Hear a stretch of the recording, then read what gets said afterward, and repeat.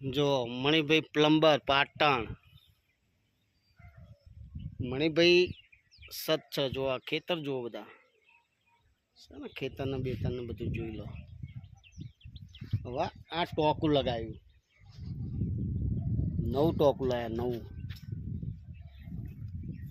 જે ઓવરફ્લોની પાઇપ છે હ ટાંકું ભરાઈ જાય તો ખબર પડે જલ્દી કે ભાઈ ટોકી ભરાઈ ગઈ, તો મોટર ચાલુ ના રહે. એના માટે નીચે પડે પાણી હોય. મેકેલો ને છેડો, જો આ છેડો મેકેલો જોઈ લો.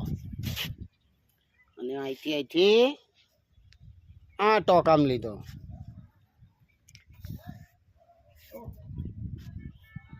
સારું છે મોટરનું પાણી આવે એ અંદર, આ મોટરનું જ છે. આ દોડની લાઈન ભોય ઉતરે, બધા નળમ પાણી જાય, આની લાઈન છે. આની અંદર કોઈ વસ્તુ કોઈ ના નાખે કે એના માટે એન કેપ મારેલી વચ્ચે ચીરી નાખે એટલે હવા ઉદાસ રે એના માટે. અને કોઈ બી કોકરા બોકરા કોઈ ના નાખે.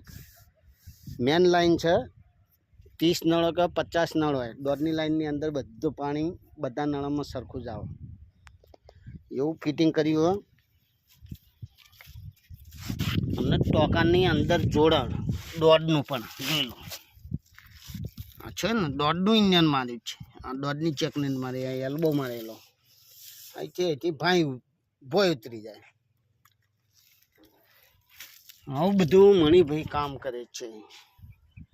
આ લાઈન છે ને આથી પંચાયતની લાઈન, મોટરથી પાણી ના ચડે